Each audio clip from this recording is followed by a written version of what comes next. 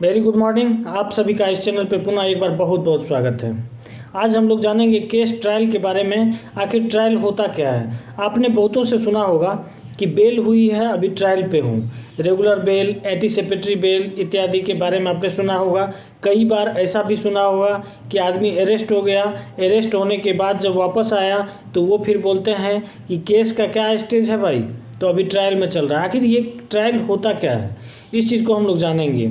अगर मैं criminal case की बात करूं या फिर सिविल केस की बात करूं तो दोनों का स्वरूप लगभग थोड़ा थोड़ा भिन्न है।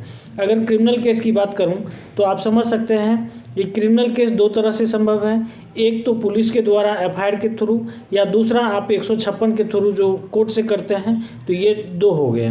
तो दोनों का केस का जो ट्रायल का प्रक्रिया है वो कब, कैसे और किस तरह चलेगा, इसके बारे में पूर्ण डिटेल आपको इस वीडियो के माध्यम से मिलेगा।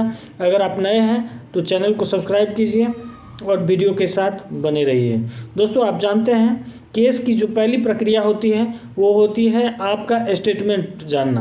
अगर आप एफआईआर करते हैं थाने के थ्रू तो एफआईआर में तो आप अपने स्टेटमेंट को लिखित रूप में आप दे चुके होते हैं, और वही लिखित रूप का जो आपका प्रूफ है वो कोर्ट में जाता है। फिर कोर्ट में क्या होती है, उसका एविडेंस होता है। तो एविडेंस में क्या होती है, पुलिस इंक्वायरी करती है। क्योंकि मैं पुलिस एफआईआर की बात कर रहा हूँ, पुलिस इंक्वायरी करके एक डायरी बनाती है और डायरी को सबमिट करती है, चार्जशीट लिखती है, और उसके आधार पर फिर जो है विपक्ष का जो एडवोकेट होगा वो उनका क्रॉस करेंगे, आपके एविडेंस को जो है तोड़ने का कोशिश करेंगे। That is called trial. आप समझ सकते हैं कि इनकी जब पूरी प्रक्रिया पूरी हो गई, मतलब जो है इंक्वायरी की प्रक्रिया पूरी हो गई, इन्वेस्टिगेशन की प्रक्रिया पूरी हो गई, तो उसके बाद जो कोर्ट में जमा होता है तो विपक्ष के द्वारा उस पर प्रश्न चिन्ह लगाना, उस पर तर्क वितर्क करना, यही प्रक्रिया ट्रायल कहलाती है। और इसी का ड्यूरेशन बहुत लंबा चलता है। दोस्तों, आप जानते हैं कई केस ऐसे होते हैं जिसमें 2 साल, 4 साल, 5 साल, 6 साल, यानी जब तक उस केस में डाउट क्लियर ना हो जाए तब तक उनका जजमेंट किस आधार पे दिया जाएगा, उसी जजमेंट के में डिले होने का सबसे बड़ा रीज़न यही है कि ट्रायल की प्रक्रिया जो है ये चलती रहती है और दोनों तरफ से जो है उसका क्रॉस किया जाता है।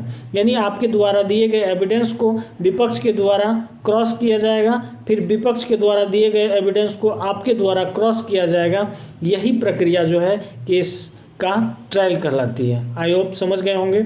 दूसरी बात, अगर मैं कोर्ट को आऊँ, अगर कोर्ट से आप एफआईआर रजिस्टर करवाते हैं, कंप्लेन करवाते हैं, तो सबसे पहले क्या होता है, आपका स्टेटमेंट होता है, उसके बाद एविडेंस होता है, फिर एविडेंस होता है, फिर विपक्ष को नोटिस होता है, फिर विपक्ष जाते हैं तो क्या कराते हैं, एंटीसिपेटरी बेल करवा लेते हैं। केस के स्वरूप एवं नेचर पे डिपेंड करता है कि बेल कराने की ज़रूरत है या नहीं है, आपने कौन सा कॉग्निजेबल लगाया या फिर नॉन कॉग्निजेबल। तो केस की स्थिति के आधार पर जो है आप निर्णय ले सकते हैं कि केस की जो है ट्रायल की प्रक्रिया कब शुरू होगी। इसका कोई निश्चित पैमाना ये नहीं है।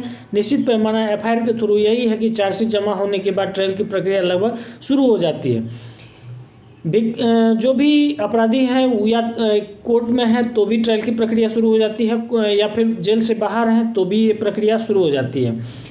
यानी ट्रायल होने के लिए ज़रूरी नहीं है कि जो अपराधी हैं या फिर जिस पर दोष सिद्ध होना है उनका जो है जेल में रहे या फिर जेल से बाहर रहे। दूसरी बात मैं आपको बता दूं कि जब तक दोष सिद्ध नहीं हो जाता है कोई भी दोषी करार नहीं दिया जाएगा। ये भी एकदम 100% सही है। तो केस की ट्रायल की जब अंतिम क्षण आएगी और उसके बाद जब उसके आधार पर जजमेंट दिया जाएगा तब जो है कौन दोषी है कौन दोषी नहीं है ये प्रूफ हो पाएगा। जब तक ट्रायल चल रहा है तब तक कोई भी दोषी नहीं है, क्योंकि डाउट जब तक है, डाउट जब तक क्लियर नहीं होगा तब तक कोर्ट में ट्रायल की प्रक्रिया चलती रहेगी। आशा करते हैं एक छोटे से क्लिप के माध्यम से बहुत सटीक जानकारी थी जो आप तक पहुंच पाई। धन्यवाद। मिलते हैं फिर नेक्स्ट टॉपिक पे वीडियो के साथ। चैनल के साथ बने रहें।